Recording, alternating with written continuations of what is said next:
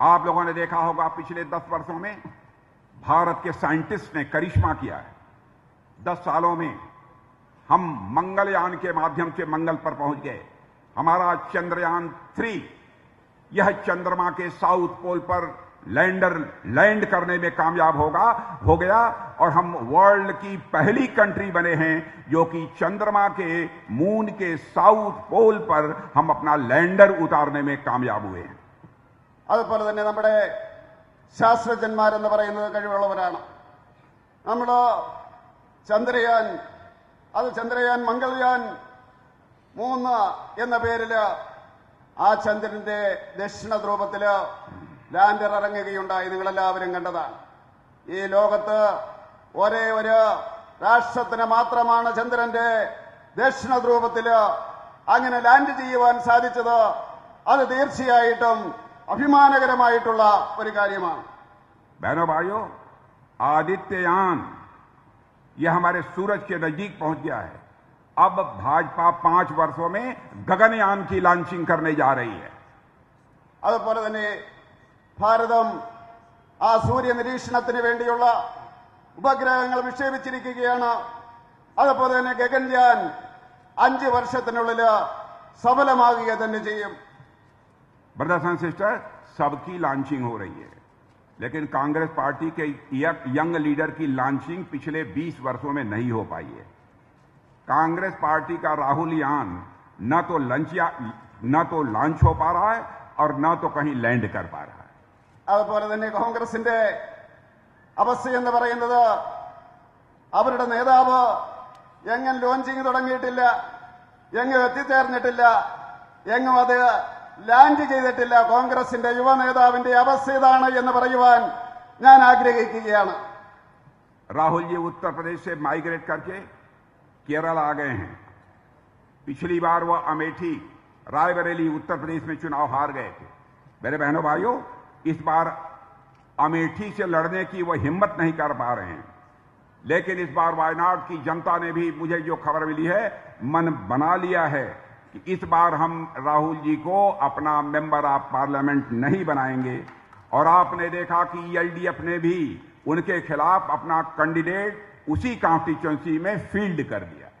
അതുപോലെ തന്നെ രാഹുൽ ഗാന്ധി കഴിഞ്ഞ ഇലക്ഷനിൽ അദ്ദേഹം പരാജയ ഭീതി കൊണ്ട് അദ്ദേഹം കേരളത്തിലേക്ക് വരികയാണ് ഉണ്ടായത്. അമേഠിയിൽ അദ്ദേഹം തോറ്റിരിക്കുകയാണ്. ഇപ്രാവശ്യം അദ്ദേഹത്തിന് അവിടെ മത്സരിക്കുവാൻ ധൈര്യമില്ല. പക്ഷേ ഇപ്പോൾ നമുക്ക് മനസ്സിലാക്കാൻ സാധിക്കുന്നത് ഇപ്രാവശ്യം ഈ രാഹുൽ ഗാന്ധി ഒരു സ്ഥലത്തുനിന്നും ജയിക്കില്ല എന്നാണ് നമുക്ക് മനസ്സിലാക്കാൻ സാധിക്കുന്നത്. ആ രീതിയിൽ അദ്ദേഹം പരാജയപ്പെടുകയാണ്. कांग्रेस और लेफ्ट यहां आकर लड़ते हैं, लेकिन दिल्ली में जाकर यह फिर मिल जाते हैं. यह देश की जनता के आंखों में धूल झोंकने का काम करते हैं. यह देश की जनता को धोखा देते हैं.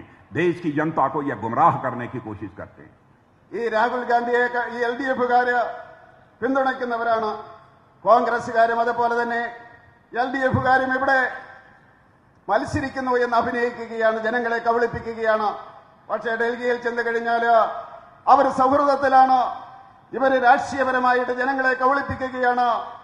ജനങ്ങളെ വിഡ്ഢികളാക്കാൻ വേണ്ടിയാണ് അവർ ശ്രമിക്കുന്നത്. बहनों भाइयों, केरल की गवर्नमेंट, मैं जानता हूं कि इस केरल की गवर्नमेंट पर बहुत सारे करप्शन के चार्जेज हैं. कोऑपरेटिव स्कैम भी यहीं पर हुआ है.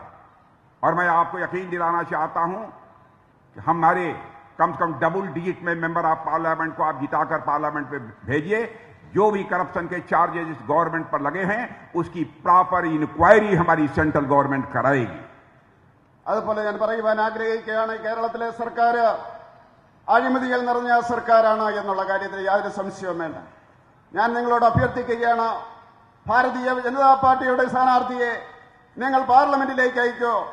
യാതൊരു അഴിമതിയുടെയും ആ ചരിത്രമില്ലാത്ത പാർട്ടിയാണ് ഭാരതീയ ജനതാ പാർട്ടി എന്ന അഭിമാനത്തോടുകൂടി പറയുവാൻ സാധിക്കും. जहां एक बार जिस स्टेट ने कांग्रेस और कम्युनिस्ट को अपने हाथ एग्जिट दे दिया, फिर दोबारा वहां पर कांग्रेस और लेफ्ट की एंट्री किसी भी सूरत में नहीं हो पाई. അതുപോലെ തന്നെ ഈ കോൺഗ്രസുകാർക്കും അതുപോലെ തന്നെ കമ്മ്യൂണിസ്റ്റുകാർക്കും ഏതെങ്കിലും സംസ്ഥാനത്ത് പരാജയമേറ്റിട്ടുണ്ടെങ്കിൽ, അവിടുത്തെ ജനങ്ങൾ തോൽപ്പിച്ചിട്ടുണ്ടെങ്കിൽ പിന്നെ അവർ ജയിച്ചതായിട്ട് നമുക്ക് കാണുവാൻ സാധിക്കില്ല, അവിടെ ജയിച്ചതായിട്ട് കാണുവാൻ സാധിക്കില്ല. आपकी नेबरिंग स्टेट तमिलनाडु है.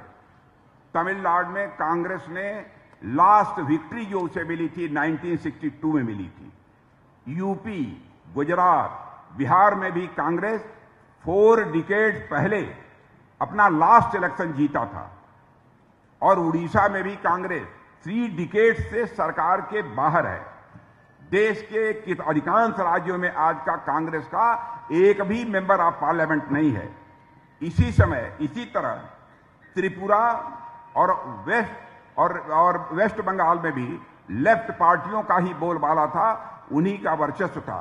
लेकिन एक बार जनता ने त्रिपुरा और बंगाल से लेफ्ट पॉलिटिकल पार्टीज को एग्जिट डोर दिखा दिया तो फिर सत्ता में उनके लिए नो एंट्री भी हो गई.